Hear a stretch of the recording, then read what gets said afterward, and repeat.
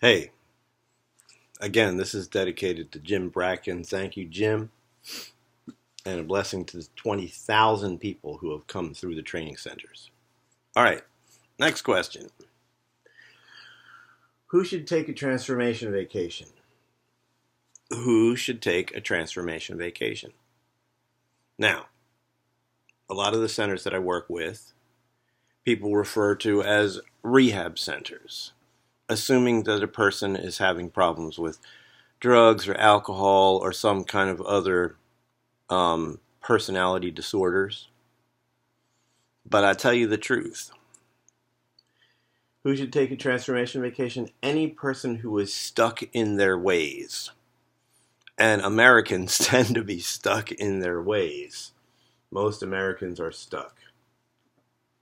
Now, for example, I have a friend who is aware of God and aware of the operations of spirit beings. But that friend was raised in an extremely atheist atmosphere, and that friend is a very smart researcher.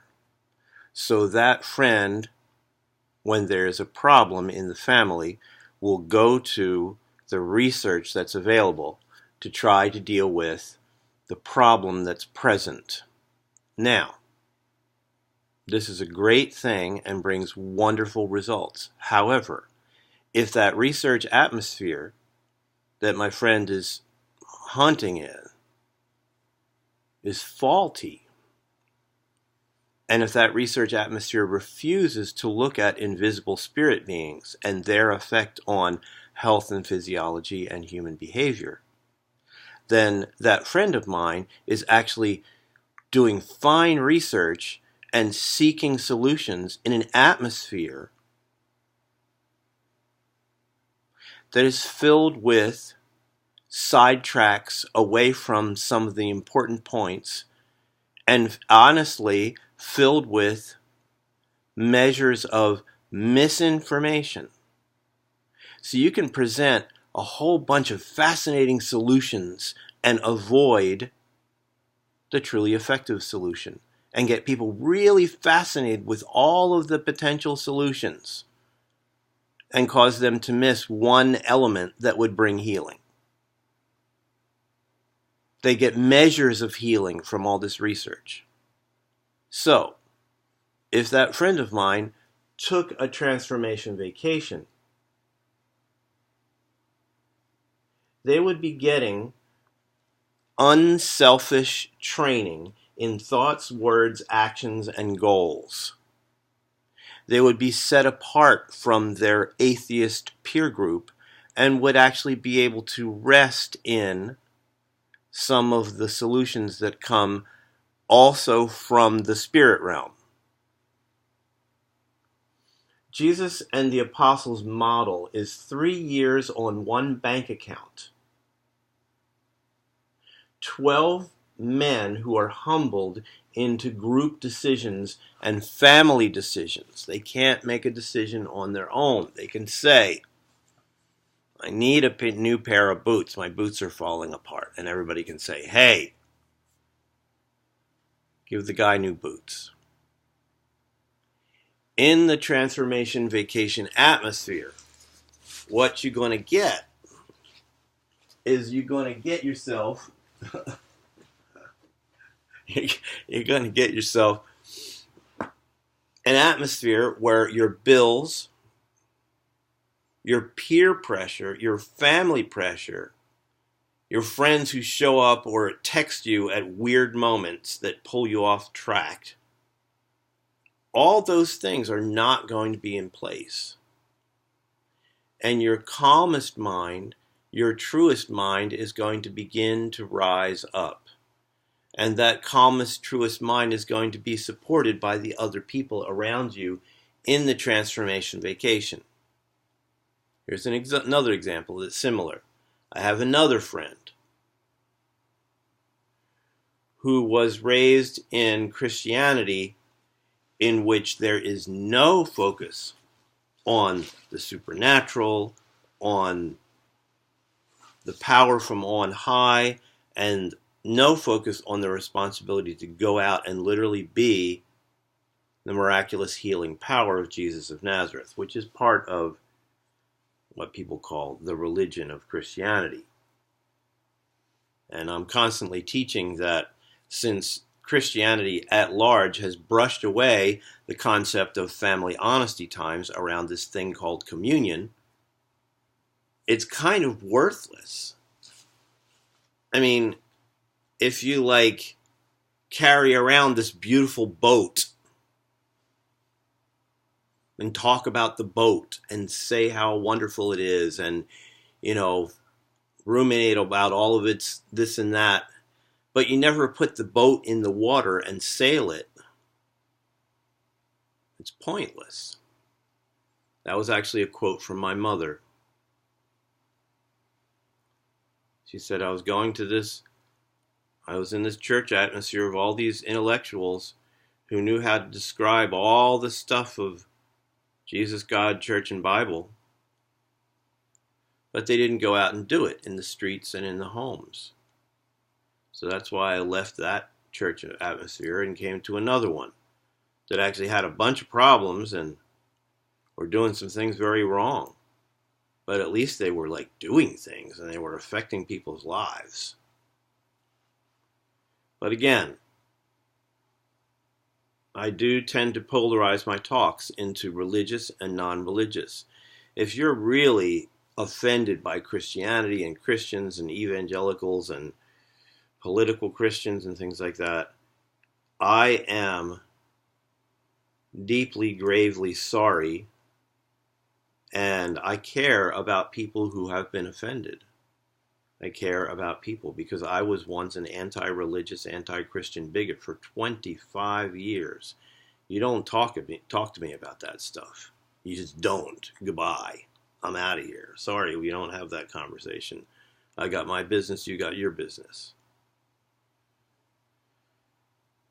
So, just the example of Jesus and the apostles is 3 years on one bank account, humbled to group decisions and family decisions. So another example is another friend who was raised in Christianity that doesn't have supernatural powers and guidance in it, and the focus on business and materialism and the whole family structure drove that person into becoming an extremely successful profession of doctor. And that person, through their life, began to have an extreme care for people who were having problems with addictions. And because that person's training was solely in the scientific,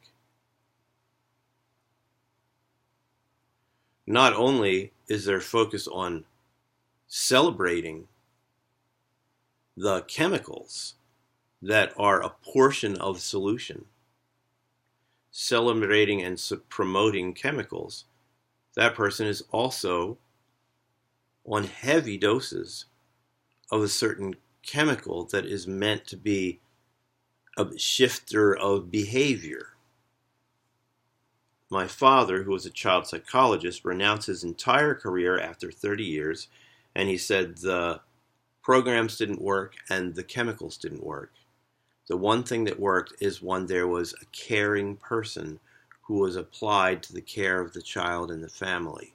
That caring person atmosphere was actually what caused the transformation. There was a spirit presence in the person that affected the spirits of the child and the family and the teachers. So this friend of mine who is focused on the chemical and who is actually quite stuck on behavior modification chemicals,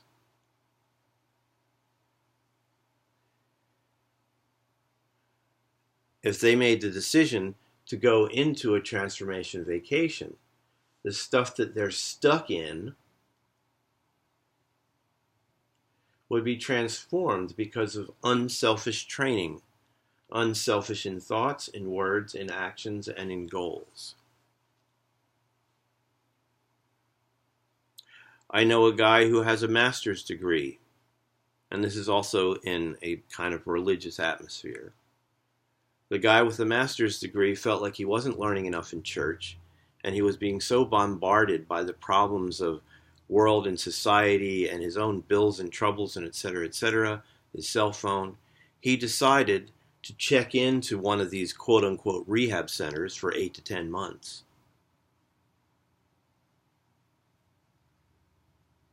And he said the peace and the results and the clarity of mind was absolutely enormous. And I tell you the truth, a person who ends up getting court-ordered into some of the places that I have enjoyed working with, they end up meeting such a life transformation for themselves. That's why in a previous program I said we need to prepare and we need to have curriculum and teaching as soon as the person comes in on how to be a truth group, an honesty family, or in the religious sense, a communion group where we don't even pray or do teachings until we first check in and find out, do you feel totally at peace with God? Because if you don't, talk about it right now. We're going to work with that. And do you feel totally at peace with every other human being? Or is there a person that you can think about where you have just some trouble in your heart thinking about them? If so, we're going to deal with that right now. We're going to deal with that first. Or if you have that situation, step outside because you do not want to be in the prayers, the worship, or the teaching, faking it as if everything's okay and you can go into God's presence. First, we must deal with our direct responsibilities from God and our responsibilities towards other people. That was the practice of a person referred to as the elder, the overseer, or the shepherd of a little, small home gathering. That person was not a business person. That person was not necessarily a teacher. That was a person who had a tender attitude and a caring love towards souls and wanted to help guide them into wholeness and peace and contentment. That's all they focused on. They might be a plumber, but in the quote-unquote special gathering, religious gathering atmosphere, in a home, not in a big box institutional setting, their work in a home was really to listen to the people's troubles, to go off silently and be alone, and then come back with solutions and guidance. And even say, you know what? You must quit that job. You had that job since before you embraced truth and peace. And it's bringing you problems because you have relationships that have spirit powers around you. You have soul ties to some of these people. And you need to remove yourself from that employment atmosphere. That employment atmosphere doesn't save you. There's a million employment atmospheres. Go chop vegetables in one of the disciples' food trucks for a while and just be at peace. Just be a happy little child. Reform, and, you can get a revelation of what your new career will be. So the work of the transformation vacation must be met with real honesty and preparation and good teaching and an atmosphere to go to when you come out. Sometimes just going home is the worst thing that you could do. And you have to get discernment on that stuff. So, who should take a transformation vacation? Any person who is stuck in their ways. And most Americans are stuck. The model of Jesus and the apostles is 3 years with 12 guys on one bank account. They are all humbled to a group decision, a family decision of a high and beautiful purpose to go out and heal people and help them be free and help them understand truth. That's all they're doing. And they're operating on a one purse. So they have to agree on things. The transformation vacation is an atmosphere of unselfish training. You are in a family and in an atmosphere where you get to know people. And you're learning how to be a counselor of people, because first you're being counseled, and then you learn this really wonderful way of truth counseling that will be wonderful in your family and your relationships. You get unselfish training in thoughts, in words, in actions, and in your goals.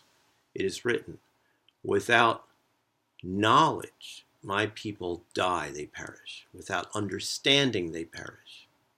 And without a goal or a vision, also, people perish. When a person's in bad behavior, you can tell them, hey, stop what you're doing and just do something wonderful, one little thing that gets you closer to one of your most important goals. Maybe just writing a letter to a family member and telling them that you remember them and that you care about them. So, anybody should take a transformation vacation.